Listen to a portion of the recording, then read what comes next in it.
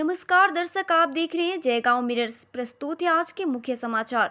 Rapid headlines news. काल बैसाखी तूफान से चाय बागान के अस्पताल पर कहर ढाया है। अस्पताल टूटने के कारण शहर से दूर इलाके में मरीजों का इलाज करना एक समस्या बन गई।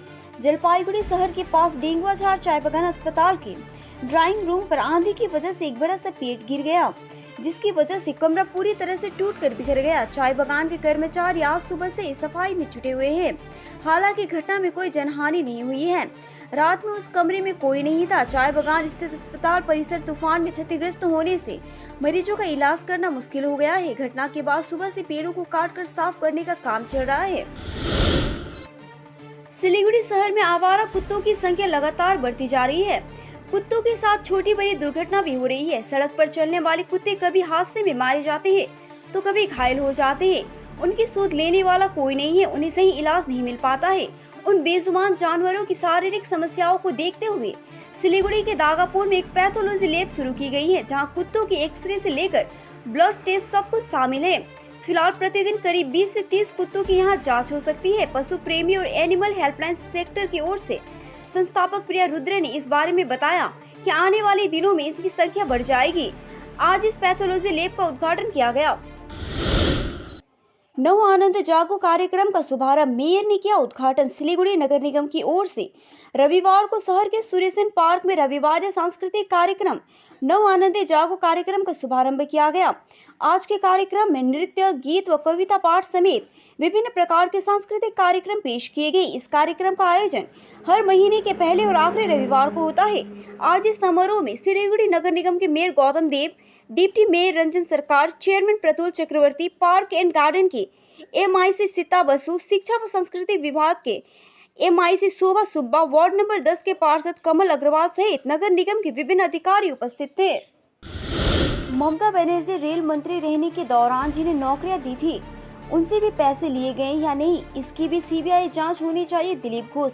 राज्य में ममता बनर्जी की राजनीति ही भ्रष्ट है।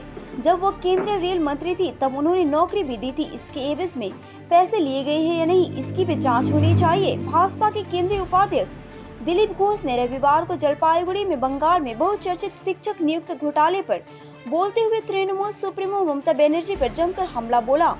दिलीप घोष रविवार को जलपाईगुड़ी पहुंचे। उन्होंने जलपाईगुड़ी जिला कार्यालय में कार्यकर्ताओं के साथ बैठक की। साथ ही इस दौरान अन्य दलों से भाजपा में शामिल होने वाले कार्यकर्ताओं को पार्टी का झंडा सौंपकर उनका स्वागत किया गया। इसके बाद जब मीडिया ने उनका सामना हुआ तो महंगाई भत्ता व DA की मांग को लेकर आंदोलन के बारे में पूछा गया तो उन्होंने कहा कि वंचित महसूस करने वाले आंदोलन कर रहे हैं, उन्हें विरोध करने का अधिकार है। इतना ही नहीं, उन्होंने यह भी कहा कि वे नैतिक दृष्टिकोण से इस आंदोलन में शामिल है।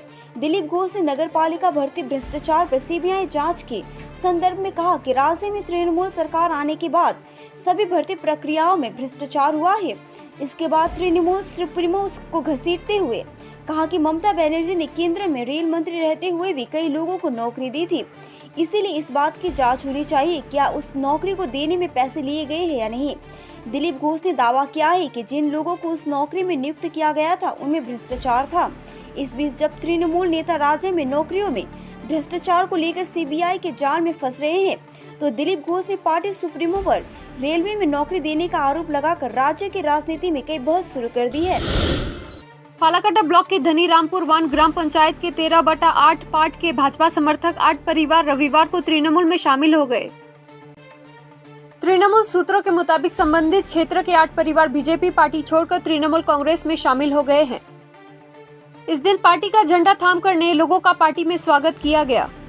फालाकटा ग्रामीण ब्लॉक युवा तृणमूल कांग्रेस के उपाध्यक्ष जावेदुल आलम, धनीरामपुर नंबर 1 क्षेत्र के युवा अध्यक्ष निर्विकल्प रॉय सहित उपस्थित थे। पल की खबरों के लिए देखते रहिए जयगांव मिरर्स, सच्चाई का आईना।